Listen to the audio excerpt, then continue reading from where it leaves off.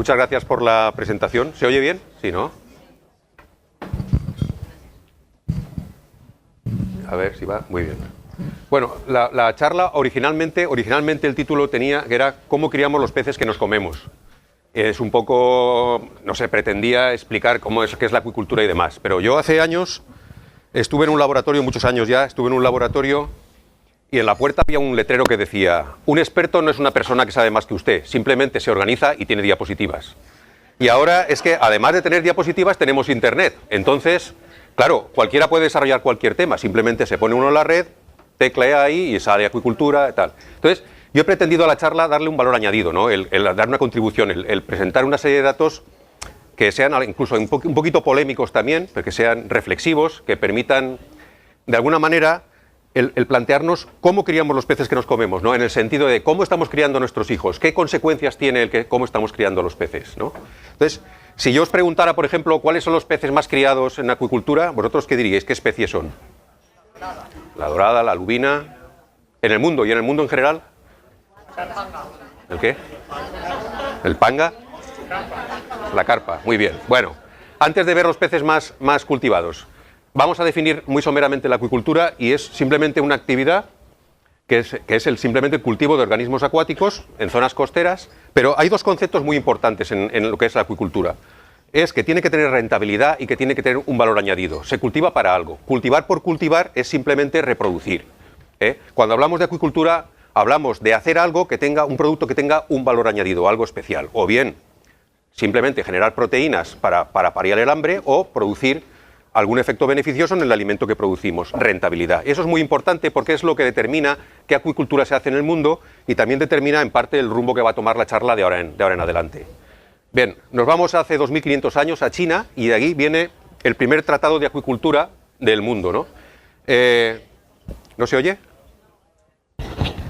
Comentan por ahí que no se oye. ¿Grito más?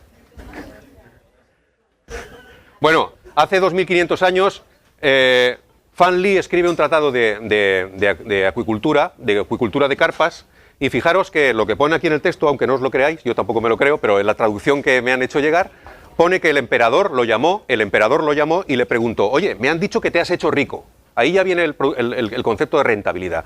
¿Cómo te has hecho rico? Y entonces él explica que una de las maneras más directas de hacerse rico es cultivando peces, y explica cómo se cultivan las carpas en todo un lenguaje poético y demás. Pero fijaros que ya desde los principios la acuicultura está ligada a ese concepto de rentabilidad. ¿Por qué existe la acuicultura? ¿Para qué existe la acuicultura? Fijaros que los niveles de pesquerías en el mundo están totalmente parados, ya no hay más pesquerías, no hay más desembarcos, estamos esquilmando el mar, mientras que la acuicultura crece y sigue creciendo. No tenemos suficiente producto del mar para alimentar a la humanidad en general o para obtener productos con un determinado valor añadido. Entonces, aquí venimos a la diapositiva de las especies que más cultivamos y efectivamente, como muy bien habéis dicho al final, lo que más cultivamos son carpas. ¿Por qué cultivamos carpas en general y salmones? Pues porque son animales muy fáciles de cultivar. Comen plancton, comen detritos y simplemente puestos en el entorno, ellos crecen, se multiplican y producen una proteína de alto valor y de alguna manera ayudan a paliar el hambre. Pero en Occidente tenemos la costumbre de cultivar doradas, lubinas, rodaballos. ¿Y qué pasa con estos peces a diferencia de estos?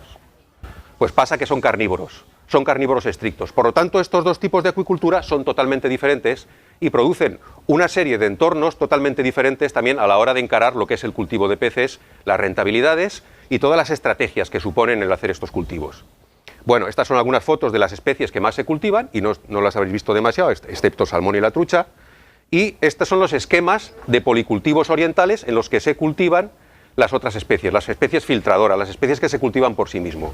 Responden a un esquema muy sencillo en el que vive el agricultor, tiene una charca, allí pone los peces van comiendo lo que hay por el agua, incluso las propias deyecciones del agricultor y de los animales hacen que esto se fertilice, se produce una producción primaria, los peces van comiendo de esto y se producen proteínas fácilmente, muy rentablemente y con ese valor añadido que es lo que le da sentido a la acuicultura. Esta es, en general, esquemáticamente, la acuicultura que predomina en el mundo y aquí no nos enteramos. Pensamos que nuestra acuicultura es la de las doradas, de las lubinas y la de los rodaballos. La nuestra es totalmente diferente. Nosotros estamos encaprichados con estas especies porque también tienen un valor añadido, porque tradicionalmente nos las hemos comido y porque, de alguna manera, las otras también lo son, pero estas tienen un supervalor añadido y es que son especies muy saludables desde el punto de vista nutricional y además tienen una serie de componentes a los que me referiré durante la charla que las hacen candidatos ideales, ¿de acuerdo? Pero esto es acuicultura de carnívoros bien diferente de la otra y con planteamientos totalmente diferentes. En lugar de esos sistemas integrados de policultivo, las tenemos que cultivar en grandes balsas, como veis, estas que hay en el mar, las veis también en la costa, o en sistemas ya súper intensivos, pero en las que simplemente pues, hay que ir todos los días a echarles de comer, los animales concentrados y demás. Es un sistema que no está nada integrado y en el que hace falta una participación por parte del acuicultor muy importante. También podemos tener instalaciones en tierra, como estas que veis aquí, en las que se cultivan intensivamente las especies, pero es un planteamiento totalmente diferente, controlado, intensivo, en un entorno totalmente diferente al que hemos visto antes. Un entorno semejante a este.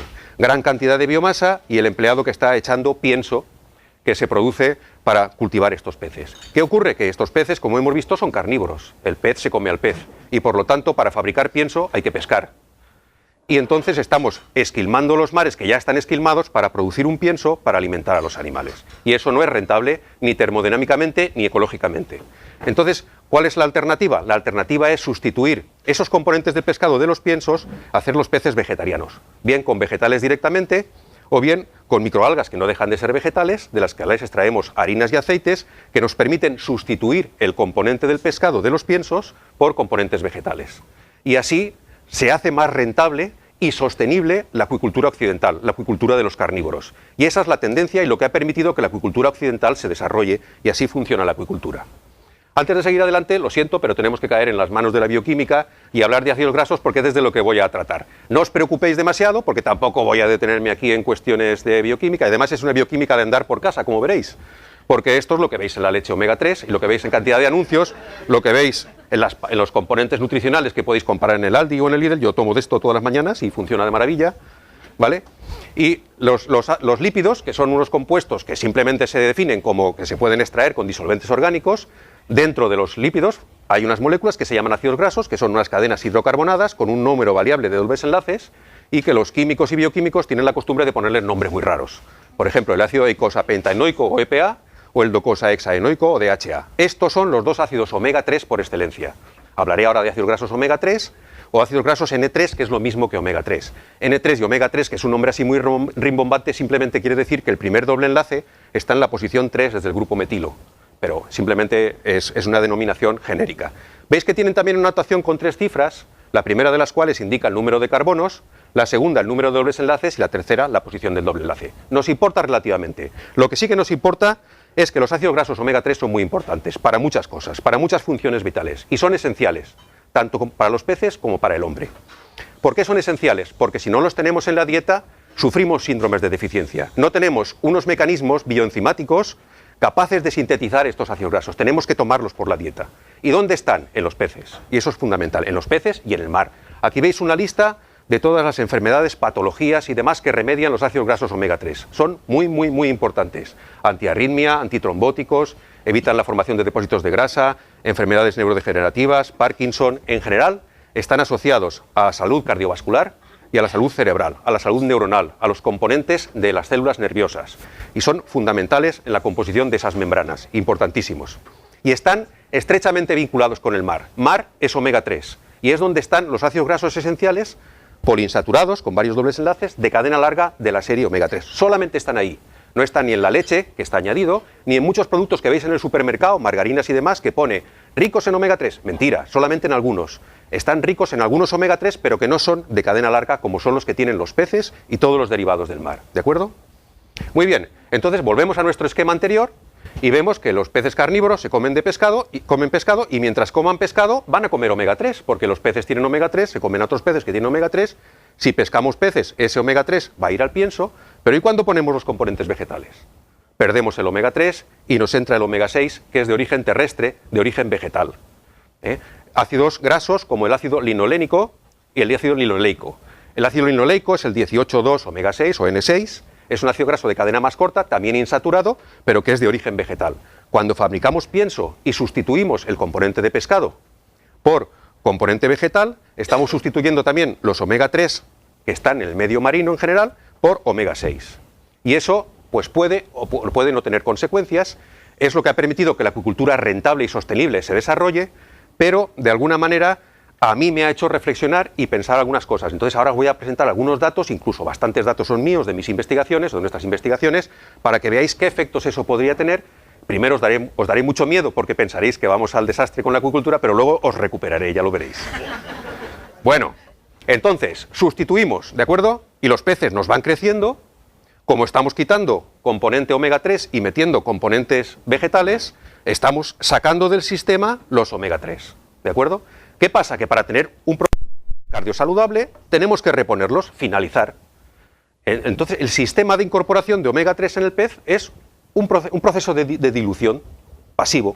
Si queremos recuperar los niveles de omega 3, tenemos que volver a alimentar a los peces con omega 3. Entonces, no nos salimos de la precariedad de omega 3. Por lo tanto, presumiblemente, los peces de acuicultura marinos siempre van a tener carencias de omega 3, ¿de acuerdo? Luego volveré a este gráfico. Antes me voy a tener lo que es un ciclo, y entonces un ciclo vital de un pez pasa por unos reproductores que ponen unos huevos, esto se llama puesta, la eclosión, nacen unas larvas que, como veréis ahora, se alimentan de presas vivas. Esas larvas, al cabo de un tiempo, se someten a una cosa que se llama destete porque se les quita las presas vivas y se les da una alimentación inerte. Después, alevines juveniles se engordan y se tiene ya la biomasa para comérnosla o para cerrar el ciclo de reproducción. Entonces, hay que diferenciar muy bien aquella acuicultura que hemos visto de carpas y de salmónidos de la acuicultura marina. ¿Por qué? Porque en esta fase los animales marinos son muy pequeños, tremendamente pequeños. Esta foto la he sacado de un libro ya antiguo, pero veis el tamaño relativo de unas larvas recién nacidas de un pez marino en comparación con peces de agua dulce. Entonces, en acuicultura marina tenemos que lidiar con dar de comer a esta gente tan pequeñita, que además son depredadores muy activos, que comen en un ambiente natural, en una red trófica de extrema complejidad, como es el plancton en general, que es lo que tenéis en esta foto. Esos animales se encuentran en el medio con copépodos, con rotíferos, con un montón de organismos que tienen diferentes tamaños y que les satisfacen no solamente los requerimientos en cuanto al tamaño, sino también en cuanto a su composición bioquímica. Estos animales son tremendamente ricos en omega 3. Por lo tanto, estos peces evolutivamente no han desarrollado una maquinaria enzimática que les permite sintetizar omega 3 y dependen del omega 3 del plancton para alimentarse adecuadamente. Y si no, se mueren, pero así de claramente, ¿de acuerdo? Entonces, este es el panorama en el que se encuentra el acuicultor. No puede utilizar plancton para cultivarlos porque tendría que ir al mar a pescar ese plancton y entonces romperíamos la ecuación de sostenibilidad y de rentabilidad y tiene que inventarse algo alternativo. Pues se inventa una cadena trófica artificial. Tenemos aquí la fase de huevo, la fase de alevín con los animalitos ya preparados para engordar, la fase de larva en la que pasa, fijaros, cuando nace el pez no tiene ojos, no tiene boca, depende del vitelo de la madre, poco a poco lo va reabsorbiendo, va abriendo la boca, va formando los ojos, es capaz de cazar y tiene que alimentar de plancton. ¿De qué plancton? De uno que nos hemos inventado los acuicultores, consistente en estos bichitos que veis por aquí, rotíferos, artemia y fitoplancton. Con esto hacemos un plancton artificial que nos permite alimentar a esos animalitos de pequeño tamaño con la boca reducida y que son unos depredadores típicos de la cadena trófica. Para que sea rentable, para tener facilidad de ese producto, hace falta tener algo que sea parecido a un pienso y que genere un ser vivo, que se mueva, porque las larvas van buscando el movimiento y que permita alimentarlas. Bueno, pues hemos buscado y hemos encontrado la artemia. La artemia vive en ecosistemas hipersalinos y es una pequeña gambita que mide como máximo 2 centímetros, que vive allí y que en un momento dado de su ciclo, cuando la salina se va a desecar totalmente, produce una forma de resistencia que son unos huevos que se pueden recoger, limpiar y almacenar. Y por ahí en esta mesa he traído un tubito con los quistes de artemia para que los veáis. Veréis que no es más que una arenilla, os la pasáis ahora, veréis que es una arenilla, pero ahí dentro hay un embrión que está en un estado que se llama criptobiótico, en un estado de vida latente. Tiene el metabolismo totalmente parado. Y cuando reproducimos las condiciones primaverales, agua de baja salinidad, luz y temperatura, hacemos que retome ese metabolismo, que se desarrolle y en 24 horas tenemos un plancton perfecto. Un plancton que tiene 400 micras y que nos sirve para alimentar esos depredadores activos y de pequeño tamaño que precisan ese plancton perfecto.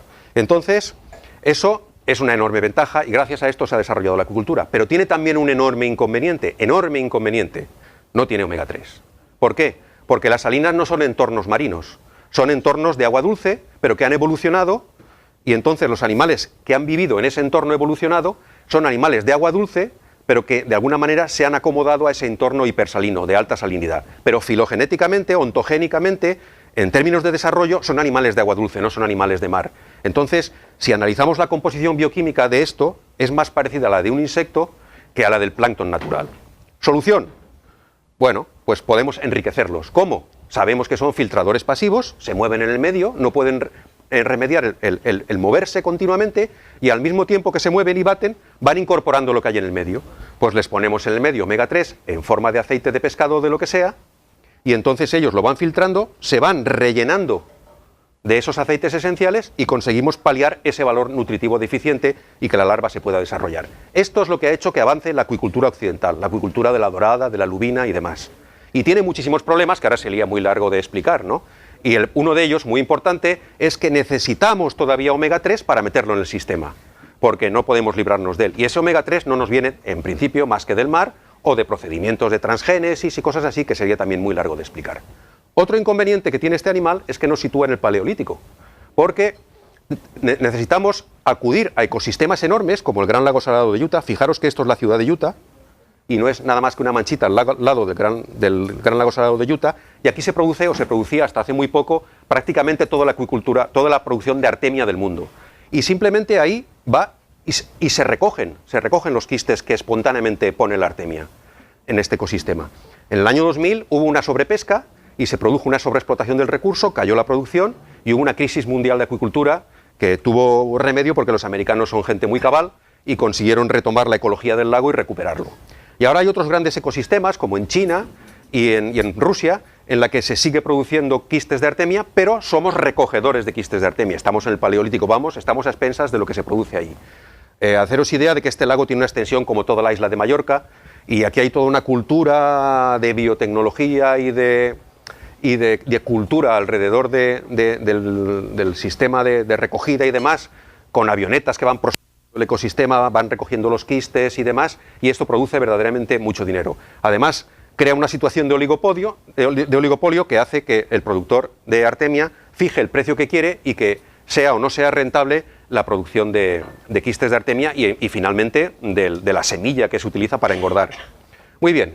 Volvemos otra vez, ya hemos visto que tenemos ese sistema que hemos al principio de acuicultura occidental en el que estamos en precariedad en omega 3 y estamos en el mundo larvario en que también tenemos precariedad de omega 3, pero que de alguna manera lo podemos remediar. Es un reto biotecnológico importante el conseguir hacer una larvicultura, una cría de larvas de peces y de moluscos y crustáceos con unos buenos contenidos de omega 3 y después hay que engordar. Y claro, es lo que os he avanzado antes, al mismo tiempo que engordamos y sacamos del sistema los omega 3, metemos los omega 6. Y esto pues podría parecer intrascendente y yo creo que en la bibliografía actual muy poca gente ha vinculado esto con la acuicultura. Entre otras cosas porque esto ha permitido que la acuicultura sostenible y rentable avance. Pero verdaderamente da que pensar. No os asustéis por esto, ¿eh?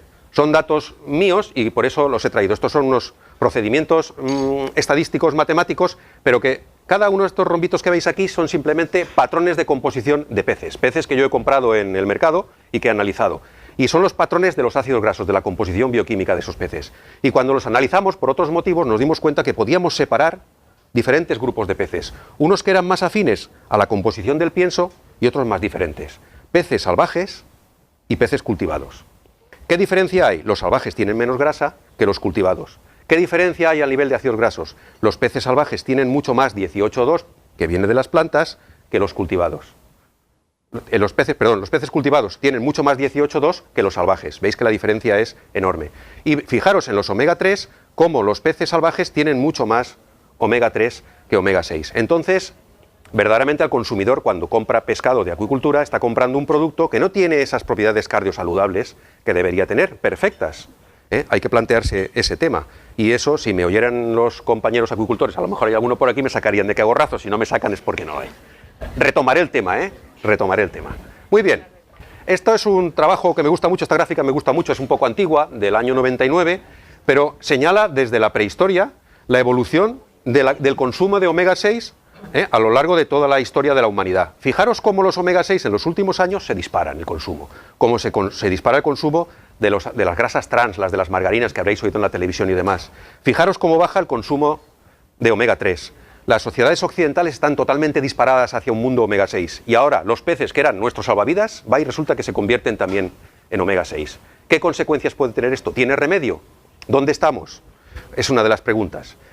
En el organismo tiene que tener un perfecto balance entre omega 3 y omega 6. Un balance que si se rompe se lleva a situaciones proinflamatorias. Y hay muchos autores que piensan que todas estas enfermedades modernas que tenemos, desde enfermedades degenerativas hasta enfermedades autoinmunes, vienen de ese exceso de omega 6. La relación omega 6, omega 3 en los esquimales es de 1 omega 6 por 4 omega 3. En las sociedades occidentales es 17 omega 6 por 1 omega 3. Está totalmente sesgada. Y eso es algunos datos bastante conservativos. He puesto esta gráfica aquí encima porque es amplificar un poquito el ruido de aquí. Fijaros, desde los años 50, esto es desde 1900 hasta el año 2000, ¿vale? Desde los años 50, cómo se dispara el consumo de aceite de soja, que es el que tiene 18,2 omega 6 en las sociedades occidentales. Barato, fácil de producir, estable en la composición de alimentos preparados, y estamos sin darnos cuenta comiendo omega 6, omega 6, omega 6, y nuestros peces, ahora cuando los hacemos en acuicultura, se cargan también a omega 6 y contribuyen a esa omega 6. Bien, ¿estamos entonces en un escenario preocupante? Bueno, tenemos que estar en un escenario en el que seamos por lo menos conscientes, ¿eh? Lamentablemente, hasta incluso en los supermercados no está bien diferenciado el producto y es posible que el consumidor a veces, voluntario o involuntariamente, se enfrente a veces a elegir un producto que no es el que verdaderamente tendría que ser. Bueno, pero tampoco es tan preocupante. Aquí os he puesto una de búfalos porque en los años 68 uno de mis ídolos, que es el Dr. Crawford, escribió un libro que complementaba un poco la teoría de la evolución. Este es un estudioso que lo que hizo fue intentar explicar que los omega 3 han contribuido desde los albores de la humanidad a que tengamos el cerebro que tenemos, las neuronas que tenemos, y nos han permitido evolucionar como especie. Y entonces él, en un momento dado de su carrera científica, se fue a África y allí estuvo analizando animales salvajes y animales normalmente de crianza. Entonces aquí hace unas comparativas en los perfiles, en los patrones, no os preocupéis por la gráfica, en los patrones y en los perfiles de ácidos grasos, por ejemplo, de una vaca o de un búfalo. ¿Vale? Dos bóvidos terrestres. Aquí el omega 3 y el omega 6 no tiene tanta importancia, tiene más el que sea grasa saturada o insaturada. Pero fijaros que los patrones están totalmente sesgados también. Domesticamos y se nos varía la composición. Lo mismo ocurre con la tasa de poliinsaturados en diferentes insaturaciones. Aquí compara incluso la composición, fijaros, de ganado normal y búfalos que hayan comido o en un parque natural o en la sabana o en el bosque. Tienen composición diferente, o sea que de alguna manera el animal come lo que hay y cuando los confinamos, los domesticamos y los cultivamos, cambiamos esa composición. Por lo tanto, lo que nos está pasando con los peces tampoco es tan extraño. Lo que pasa es que hay que ser consciente de qué pasa y hay que ver hasta dónde se puede llegar. Muy bien, entonces vamos a coger datos míos propios y vamos a ver cuánto 18,2 hay en los alimentos, ¿vale? Y entonces nos damos cuenta que la dorada de cultivo estaría en términos de omega 6 alrededor del maíz o de la almendra, ¿de acuerdo? Entonces, cuando nos comemos una dorada estamos ingiriendo las mismas cantidades de omega 6 que si estuviéramos comiendo maíz o almendras, ¿de acuerdo? Si analizamos una dorada de pesca, una dorada salvaje, entonces nos damos cuenta que la podemos ubicar por la cantidad de omega 6 como el salmón, como la trucha, como cualquier pez normal y corriente. Entonces, verdaderamente el efecto de la acuicultura a este nivel es importante, ¿vale? No solamente estamos comiendo omega 6, pero estamos comiendo mucho omega 6. Y eso hay que tenerlo en cuenta porque pueden resentirse las propiedades cardiosaludables del producto. Bueno, para irnos a las propiedades cardiovasculares, está el índice aterogénico y trombogénico de los alimentos, que no me voy a detener tampoco, pero sí que he hecho una clasificación para que veáis que sea de cultivo o sea salvaje, esas ecuaciones que se hacen con los diferentes ácidos grasos para calcular estos índices de salubridad de los alimentos a nivel cardiovascular, ponen a las doradas, cualquiera de ellas, a nivel de los peces normales y corrientes, cerca de la dieta de los esquimales, de la dieta danesa o de la dieta británica y lejos de lo que serían las grasas saturadas. El pescado es pescado, aunque tenga omega 6, porque a nivel cardiovascular importan más los saturados y los poliinsaturados. Entonces, cardiovascularmente, peces cultivados no tendrán ese valor perfecto, pero tendrán un buen valor nutritivo, ¿de acuerdo? Nos vamos ahora a la base española de datos de composición alimentaria que descubrí en Internet, y entonces vi que ahí había composición de multitud de alimentos y en cantidades realistas, ¿no? Y entonces me dije, voy a ver en las especies de peces y moluscos que se consumen habitualmente cómo están esas relaciones omega 3, omega 6 para ver hasta dónde hemos llegado. Y aquí he confeccionado este gráfico con los dos omega 3 y el omega 6. Si queréis, fijaros nada más en el color rojo, que es el omega 6, que es el del pollo. O sea, lo que es los animales acuáticos no tienen nada que ver con la composición de un ave de corral. Entonces, daros cuenta, sí, que las especies que se cultivan, la dorada, la lubina, el salmón, la trucha, el lenguado un poco, el rodaballo, tienen muchos más omega 3 y menos omega 6 que lo que tienen los que todavía no se cultivan. Fijaros el mejillón qué composición tan perfecta tiene. Y estos son datos reales de esa base de datos de composición alimentaria. Pero, ¿qué segunda lectura podemos hacer aquí? Pues podemos hacer aquí que los nutrólogos están empleando ya composiciones nutricionales en términos de ácidos grasos que corresponden a animales domesticados. Porque ya dan por sentado que estos peces tienen esa composición de 18,2 omega 6, de ácidos grasos omega 6, que normalmente no tienen, porque tienen omega 3. Pero fijaros que la acuicultura ya ha llegado hasta ahí. Ha llegado para quedarse de alguna manera, porque ya hemos modificado, como habíamos modificado con el búfalo, y sin ir más lejos, con los trigos, por ejemplo, las simientes, desde que se inventó la agricultura, o los humanos empezamos a utilizar la agricultura, desviamos la composición de las simientes. Hay muchas escuelas de opinión que creen que darse a base de un exceso de cereales también produce una serie de enfermedades, los típicos problemas con el gluten y demás. O sea que de alguna manera esto que está ocurriendo con la acuicultura tampoco es tan extraño, y verdaderamente lo que sí que es cierto es que sea o no sea de acuicultura, un pez es un pez y un pollo es un pollo. Yo muchas veces voy al mostrador de Mercadona y me encuentro a un señor pontificando allí delante diciendo que estos peces de acuicultura son una mierda, comparado con los peces salvajes, y estoy por invitarle y decirle: vaya usted al mostrador del pollo a ver si encuentra lo mismo. Porque si encuentra un pollo salvaje, pues a lo mejor tendría la misma opinión. También recuerdo una vez, cuando mis hijas eran pequeñas, que se me ocurrió comprar pollo de corral y lo hice para cenar y me dijeron: ¿qué animal es este? Porque claro, ni la textura, ni el color, ni el sabor, nadie ha conocido lo que es, o no conocemos ya nadie lo que es un pollo, ¿no? Entonces, de alguna manera este escenario tampoco es tan dramático, ¿no? Fijaros en esta cronología de la domesticación que me he inventado yo, desde hace 12.000 años, pues llevamos 8.000 años domesticando la cabra, la oveja, el cerdo, 6.000 la vaca, 5.000 el asno, 4.000 el caballo, 2.500 la carpa por la historia del emperador y de Feng Shui aquel. Y la acuicultura moderna no tiene más de 100 años. Y la acuicultura nuestra, la de la dorada, de la lubina, pues tiene 30 o 40 años. Lo que pasa es que los cambios son bestiales. Como todos los cambios que nos ocupan, son bestiales. Y no nos da tiempo ni siquiera de analizar lo que estamos viendo. Hemos aprendido a enriquecer la artemia para que no mate a los peces, y estamos hablando del año 1990 y algo por ahí, y después directamente ya nos hemos ido a sustituir y a hacerla rentable y a meter componentes vegetales, y estamos hablando del 2000 y algo. O sea que estamos verdaderamente todavía trabajando y nos queda muchísimo por andar. Pero de alguna manera yo creo que la acuicultura sigue produciendo un producto tremendamente saludable, no comparable con lo que sería la extracción natural, pero perfectamente factible y viable y sano. Lo que sí que también tiene gracia es que estemos pensando en irnos a Marte en el año 2022, cuando no sabemos todavía hacer una conquista sostenible, saludable, sabrosa y segura del mar, ¿no? La producción acuícola es tan solo el 1% de la producción agrícola, y es sorprendente que el mar, que es el 70% de agua, esté todavía sin explotar, ¿no? Y básicamente esto es lo que os quería contar.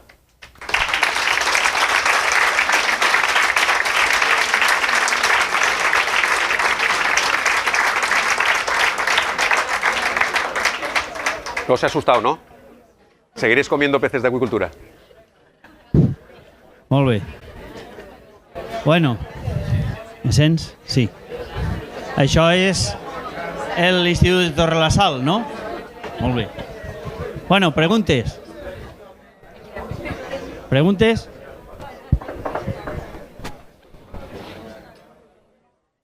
A veure, antes has parlat de la ciutat de Utah, que està a 2.200 metres d'altura als Estats Units. Sí. I que té molta conservació d'omega 3. Jo el que voldré saber és el nivell d'influència de l'altura en la conservació de l'omega 3.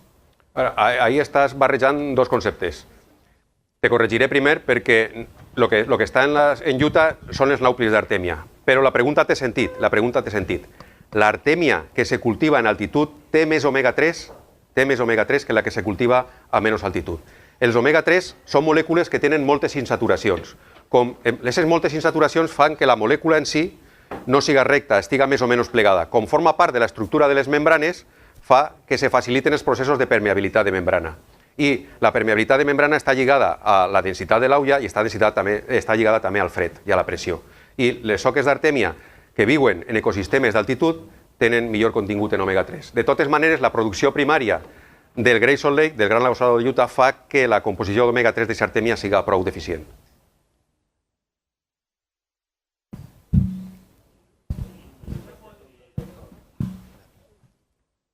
¿Y no se podrían crear artificialmente? Artificialment sí, se podrien crear, no sostenible ni rentablement. Si has vist el tubet este que n'hi ha per així, en els quistes d'artèmia, un gram de quistes d'artèmia dona lloc a 300.000 nauplis quan eclosionen, 300.000. Però produir lo que hi ha en el tubet este significaria tindre una llàmina d'aulla, una superfície d'aulla bestial, i això és improductiu totalment, a nivell rentabilitat. O sigui, tenim la tecnologia però no per fer-lo rentable.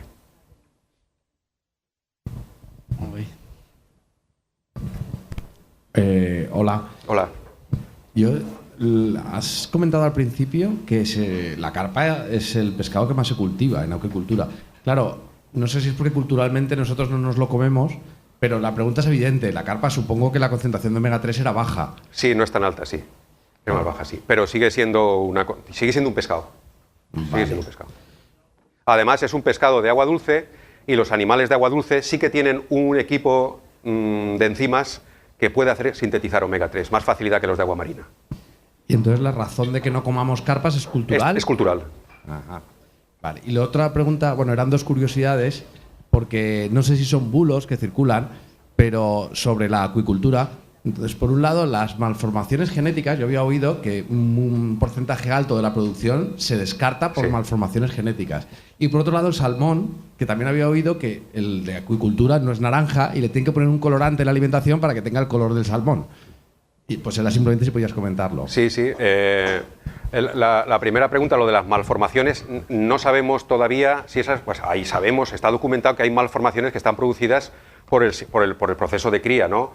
Que al ser una cría artificial, seguro que estamos produciendo una serie de taras y se han corregido mucho las malformaciones, ¿de acuerdo? Pero tampoco sabemos en el medio natural, estos peces al ser colonizadores, estrategas de la R, entonces lo que hacen es colonizar el sistema y entonces producen mucha descendencia y tienen unas mortalidades enormes. Entonces no sabemos si eso también se produce en el medio natural y la selección natural es la que descarta que los tarados no vayan adelante y solamente sobrevivan algunos. Perfeccionando los sistemas de cultivo se consigue bajar el número de las malformaciones. Ahora en la pescadería verás que hay pocas malformaciones, en parte porque se desechan al principio esos descartes de animales malformados y en parte porque en términos de requerimientos vitamínicos y de oligoelementos y demás, pues se ha avanzado mucho y se tiene mucho más aquilatado lo que es la composición y se sabe cómo corregirlo. Y la segunda pregunta respecto al salmón y respecto a cualquier cosa es simplemente finalizar el pienso con un colorante que puede ser un colorante natural, carotenos, carlota, zumo de carlota, lo pones en el pienso de zanahoria y la carne del salmón te va a coger ese salmón rosado, de ese color rosado que tiene el salmón. Sí, pero eso no es ni malo ni nada, es natural y perfecto, no hay ningún problema. Lo que pasa es que lo finalizan así. Y ese sí que es un proceso rápido, eso en 24 o 48 horas ya toma ese color de la carne que es mucho más atractivo para el consumidor, pero no es ninguna cosa artificial ni nada. Con extracto de pimiento se podría hacer y con cualquier otra cosa, con carotenos.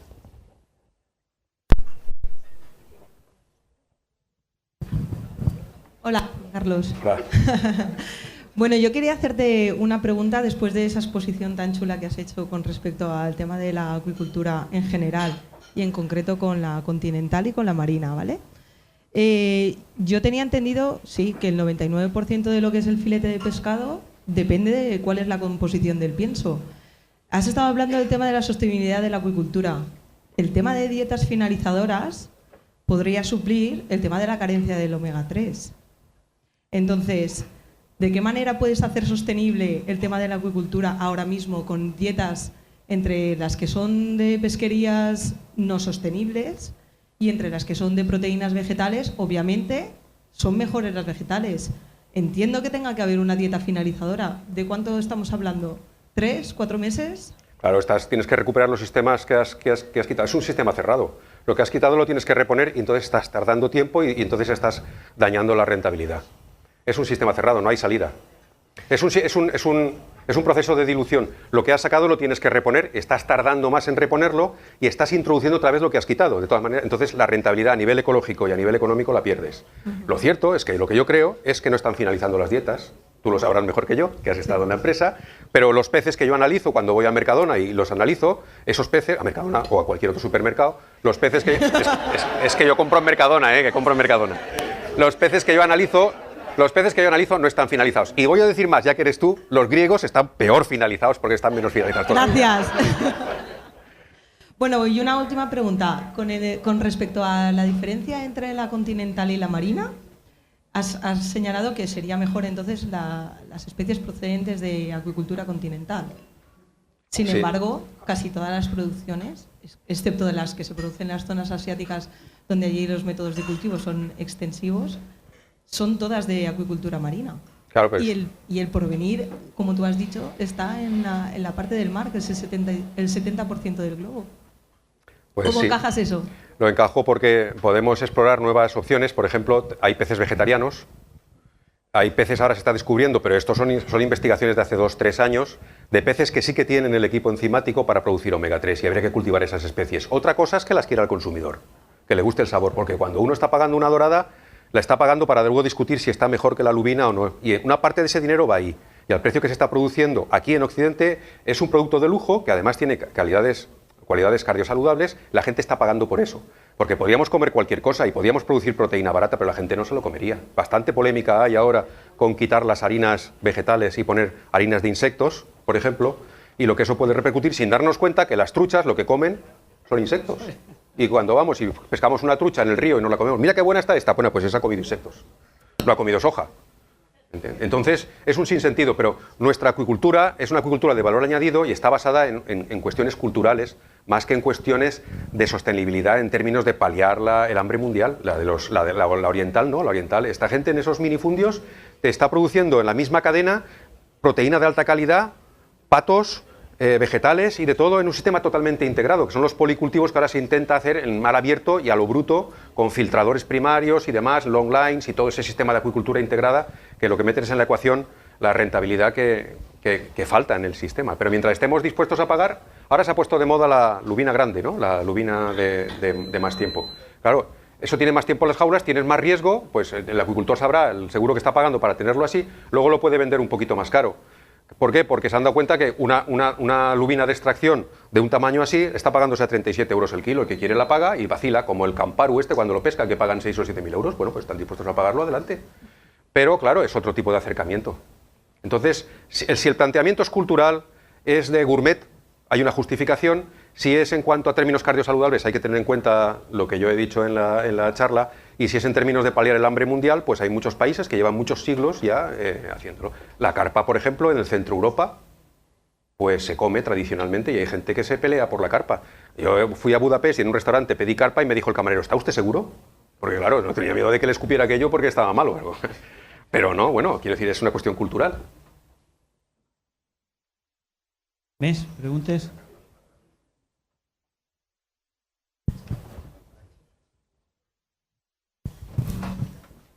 Bueno, de la perfecta y extraordinaria exposición que has hecho, sí que en principio pues, se puede deducir efectivamente que el pescado salvaje pues, tiene más propiedades que el de la acuicultura, aunque después pues bueno, la acuicultura está avanzando bastante.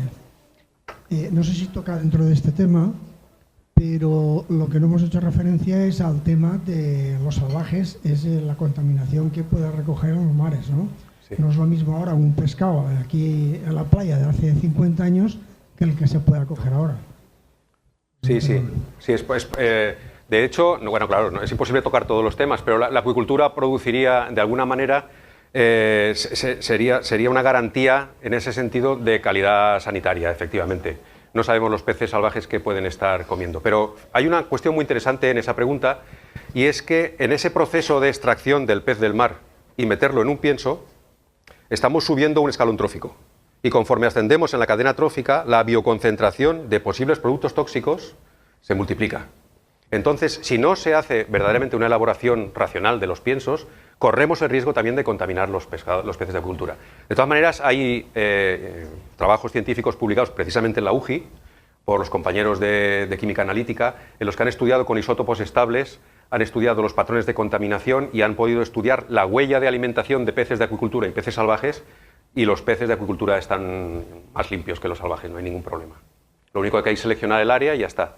Pero tampoco eso quiere decir que los peces salvajes estén todos contaminados. También está, por ejemplo, la acuicultura de la panga, que aquí tiene muy mala fama, entre otras cosas porque no le he puesto, mira, tenía que haberle puesto la composición de ácidos grasos, me saldría más parecida al pollo que nada. Pero ese no es el problema es que las malas prácticas, como todo en la vida, yo estoy hablando en un escenario de buenas prácticas. En malas prácticas conllevan a utilización, a un abuso, por ejemplo, de antibióticos o que se cultive en sitios donde hay una carga de contaminación bestial, pero eso ya es cuestión de buenas prácticas, no es cuestión de que haya algún tipo de problema biotecnológico para solucionarlo. Hola, buenas. En primer lugar, felicitarte, Gracias. muy interesante la presentación. Y luego, el omega 3 de la leche, sí. Entiendo que es sintético. ¿No es sí. rentable sintetizar ese omega 3 y aplicarlo a los piensos? No. El omega 3 de la leche es testimonial. Es testimonial. Y es testimonial hasta unos niveles gravísimos. Porque... Lo ponen en el cartel.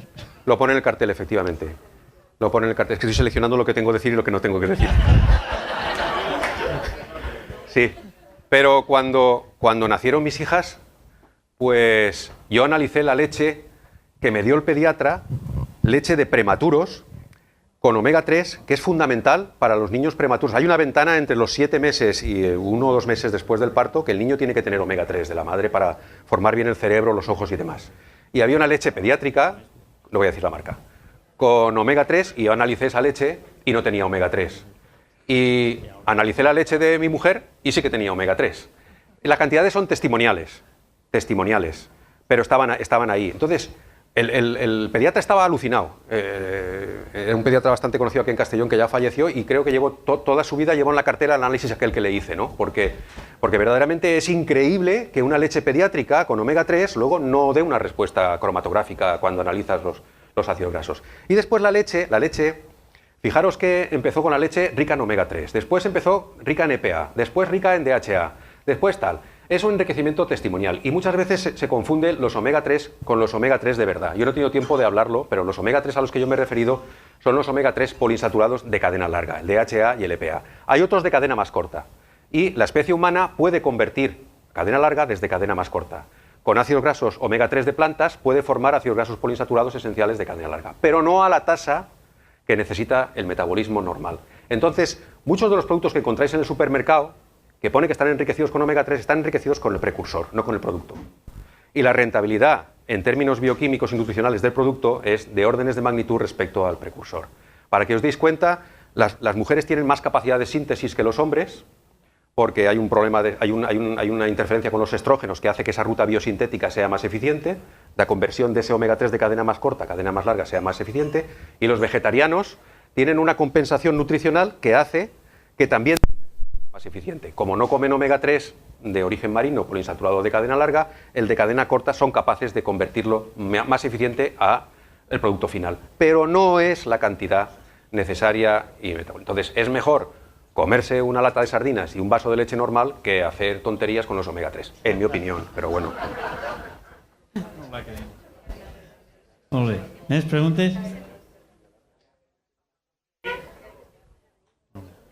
Vaig.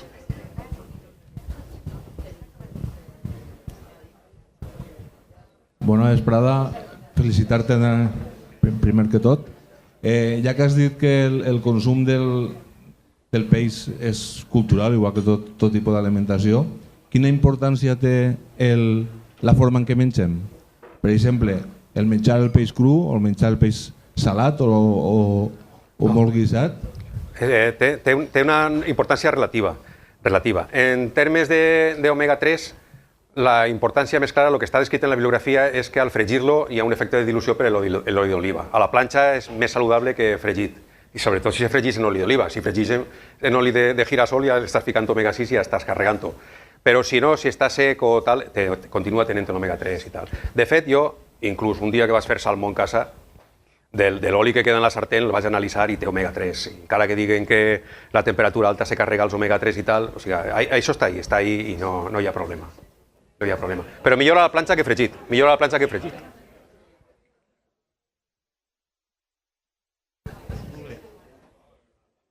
Una pregunteta. Seria factible, ja sé que això no és molt popular, però fer una modificació genètica de l'artèmia per a que produïsca... Ara el genoma de l'artèmia fa 2 anys que està seqüenciat, però el tenen tancat. El tenen tancat perquè l'han seqüenciat i el tenen tancat. Ahí estem. Molt bé. Més?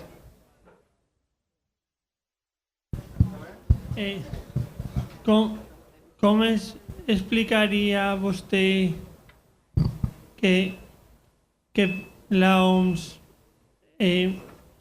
pareix que critica últimament molt els productes lactis i del porc i se calla parlant col·loquialment en peixos i altres coses? Se podria qualificar això de campanya o hi ha estudis científics sobre el tema?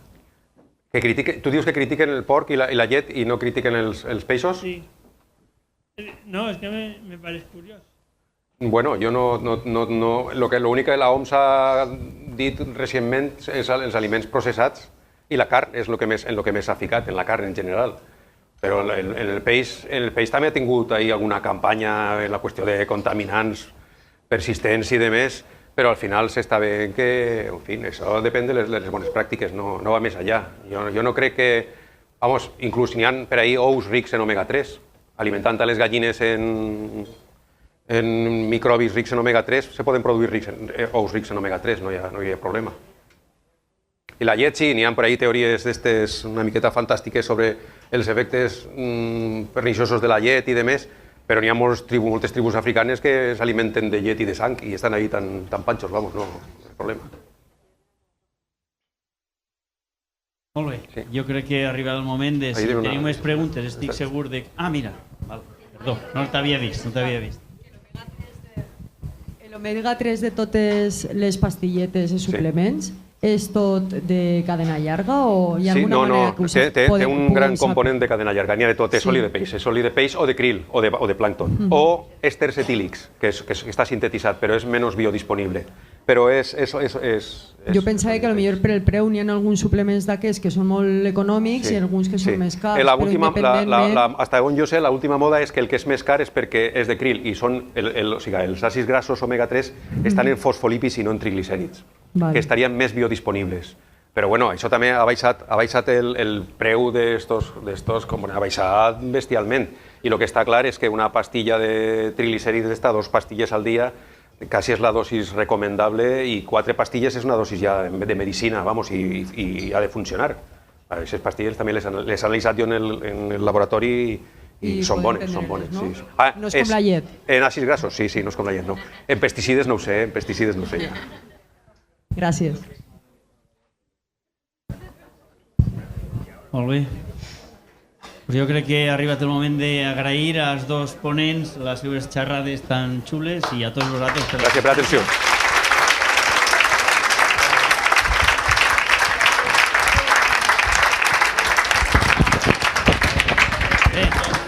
Us emplacem a tornar demà, si voleu, demà i després demà. Sabeu que la cosa continua en altres temes igual d'interessants estos. Moltes gràcies. Bona nit.